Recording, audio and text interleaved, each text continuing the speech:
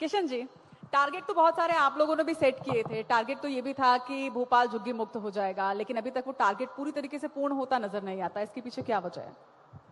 मैं देश के यशस्वी प्रधानमंत्री नरेंद्र मोदी जी को धन्यवाद दूंगा, जिन्होंने प्रधानमंत्री आवास के माध्यम से कभी कल्पना भी नहीं कर सकने वाले लोग कि हमारी पक्की छत होगी, उनको पक्के मकान देने का सपना पूरा किया है।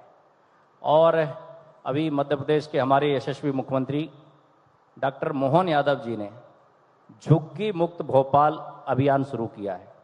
उसके तहत सर्वे शुरू हो गए हैं। पूरा एक वेल प्लान प्रोजेक्ट है। और मैं आपको बता दूं कि मुख्यमंत्री जी स्वयं उसको मॉनिटरिंग कर रहे हैं।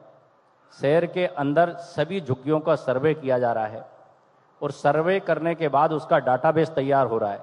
डाटाबेस के आधार पर जेन्युइन आदमी को, जिसको कि उसका हक है मकान मिलना, उस झुग्गी के बदले मकान दिया जाएगा और खाली पड़ी हुई जमीन का भी सदुपयोग करके शहर को सुंदर संवारने का काम किया जा रहा है।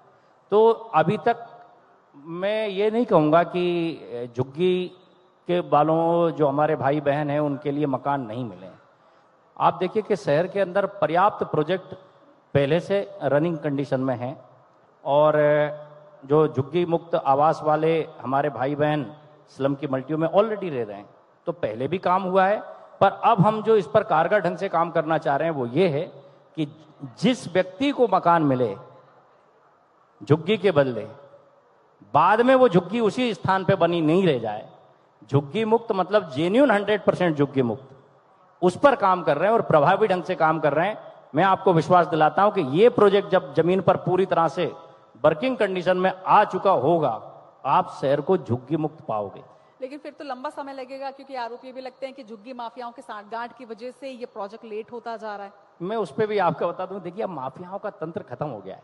ये देश के यशस्वी प्रधानमंत्री नरेंद्र मोदी जी ने जिस ट्रांसपेरेंसी के साथ सरकारों को सुशासन की नीति के आधार पर चलाने के संकल्प के साथ सरकारें चल रही हैं, आधार कार्ड से लिंक कर दिए हमने सारे प्रोजेक्ट्स। अगर किसी एक व्यक्ति ने मकान लिया है झुग्गी के बदले, तो वो आधार कार्ड का नंबरधारी दोबारा मकान नहीं ले सकता है। तो अब माफियाओं का दिन लद चुके, मैं ये कह सकता हूं। अब ट्रांसपेरेंसी का युग है, सुशासन का युग है। नरेंद्र मोदी जी के साफ नीति की आधार पर सबके साथ, सबके विकास, सबके विश्वास के आधार पर काम करने वाली सरकारें काम कर रही है। मैं तो उम्मीद करती हूँ कि जो आप कह रहे हैं वो धरातल में भी जल्दी नजर आए, क्योंकि मध्य प्रदेश से ही लैंड माफिया हो, रेत माफिया हो, जुग्गू माफिया हो, सबकी खबरें लगातार सामने आती हैं। माफियाओं पे कार्रवाई भी मध्य प्रदेश की सरकारें लगातार प्रभावी ढंग से करती है। माफिया भागते नजर आ रहे हैं, बुलडोजर तक चल रहे हैं माफियाओं के घर पर। आपको यह भी स्वीकार करना चाहिए। मुझे तो लगता है कि हेल्पलाइन नंबर जारी करना चाहिए कि कहीं से भी ऐसे माफियाओं की कोई खबर हो तो लोग जो वो आप तक पहुंचे। वैसे हेल्प